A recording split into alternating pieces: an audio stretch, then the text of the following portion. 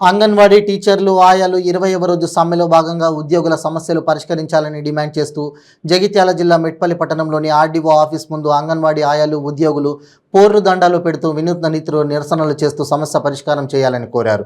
అంగన్వాడీ ఉపాధ్యాయ, ఆయాల డిమాండ్లను తెలంగాణ ప్రభుత్వం వెంటనే నెరవేర్చాలని స్పష్టం చేశారు.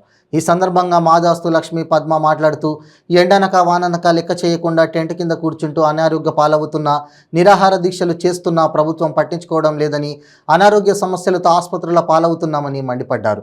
కలెక్టర్కు వినతి పత్రం ఇచ్చినా స్పందించడం లేదని, మమ్మల్ని తీవ్ర భయభ్రాంతులకు గురి చేస్తూ తాళాలు పగలగొడుతూ భయపడుతున్నారని వాపోయారు. ఈ కార్యక్రమంలో ఏఐటీయూసీ అంగన్వాడీ రాష్ట్ర కార్యదర్శి భాగ్యలక్ష్మి, మెట్పల్లి అర్బన్ నజీమా, మాదస్తు లక్ష్మి, పద్మ, మెట్పల్లి రూరల్ కోలు సుమలత, దీప, మల్లాపూర్ మండల్ సంధ్యారాణి, రజిత, ఇబ్రహీంపట్నం మండల్ సమీం సుల్తానా, లక్ష్మి, అంగన్వాడీ టీచర్లు, ఆయాలు తదితరులు పాల్గొన్నారు.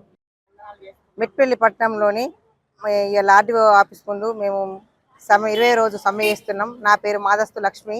మేము అందరం కలిసి ఈరోజు 20 రోజు అయింది. 20 రోజు నుండి ఈరోజు భాగంగా మేము పొరుదండాలు చేసినాము.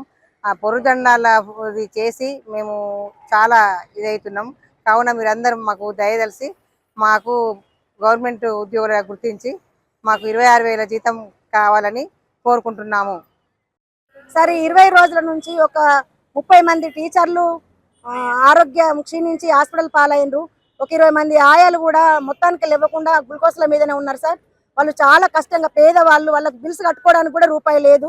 ఇప్పుడు వాళ్ళ అందరూ హాస్పిటల్ పాలై ఉన్నారు. మాకు ఆరోగ్యాలు కూడా క్షీణించిపోతున్నాయి. మా అందు దయ ఉంచండి సార్. ముఖ్యమంత్రి గారికి మరియు ప్రభుత్వానికి మా అంగన్వాడీ టీచర్ల తరఫున, ఆయాల తరఫున పాదాభివందనాలు చేస్తూ మేము మాట్లాడినది ఏంటిదంటే సార్, 20 రోజుల నుంచి మేము సమ్మె చేస్తున్నాము. ఈ వానలకు, ఈ ఎండలకు మా అందరి ఆరోగ్యాలు కూడా చాలా క్షీణించిపోతున్నాయి.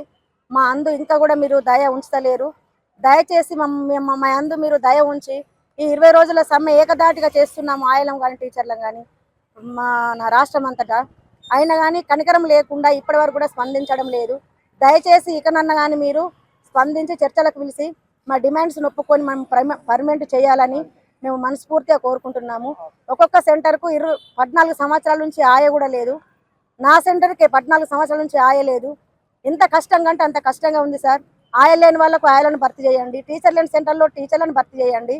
ఈ ఆరోగ్య లక్ష్మని మాకు చాలా పనులు ఉన్నాయి.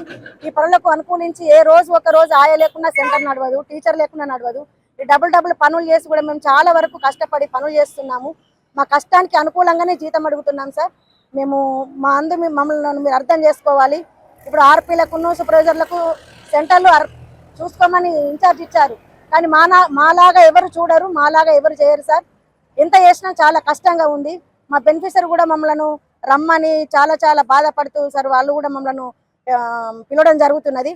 మా పిల్లల కోసం, మా తల్లుల కోసం, మా అంగన్వాడీ సెంటర్ కోసం మమ్మల్ని మీరు అర్థం చేసుకొని మా కష్టానికి తగ్గ జీతం ఇచ్చి మమ్మల్ని సెంటర్కి పంపించాలని మనస్ఫూర్తిగా కోరుకుంటున్నాము. మీ అందరికీ పాదాభివందనాలు. మాకు ఉద్యోగ భద్రత కావాలి.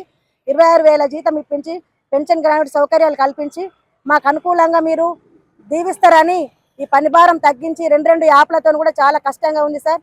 ఇంట్లో కొడితే ఒకటి, అండ్ల కొడితే ఒకటి, ఇది మ్యాచ్ అవుతలేదని చెప్పేసి మాకు మేడంలతో ఒకటి చాలా ఇబ్బంది పడుతున్నాము. మాకు ఈ టెన్షన్లు లేకుండా చేసి మమ్మల్ని మీరు మనస్ఫూర్తిగా దీవిస్తారని మనసారా కోరుకుంటున్నాము. మీ అందరికీ పాదాభివందనాలు.